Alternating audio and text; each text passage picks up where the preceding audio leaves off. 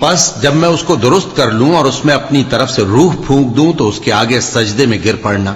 چنانچہ فرشتے تو سب کے سب سجدے میں گر پڑے مگر شیطان کہ اس نے سجدہ کرنے والوں کے ساتھ ہونے سے انکار کیا۔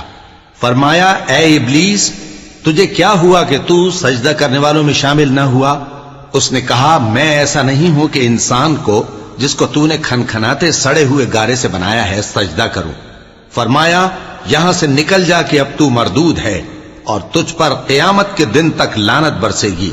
اس نے کہا کہ پروردگار مجھے اس دن تک مہلت دے جب لوگ مرنے کے بعد زندہ کیے جائیں گے۔ فرمایا اچھا سو تجھے مہلت دی جاتی ہے وقت مقرر یعنی قیامت کے دن تک۔ اس نے کہا کہ پروردگار جیسا تو نے مجھے بھٹکا دیا ہے میں بھی زمین میں لوگوں کے لیے گناہوں کو آراستہ کر کے دکھاؤں گا اور سب کو بہکاؤں گا۔ ہاں ان میں جو تیرے خاص بندے ہیں ان پر میرا قابو چلنا مشکل ہے۔ فرمایا کہ مجھ تک پہنچنے کا یہی سیدھا رستہ ہے، جو میرے خاص بندے ہیں ان پر تجھے کچھ قدرت نہیں کہ ان کو گناہ میں ڈال سکے۔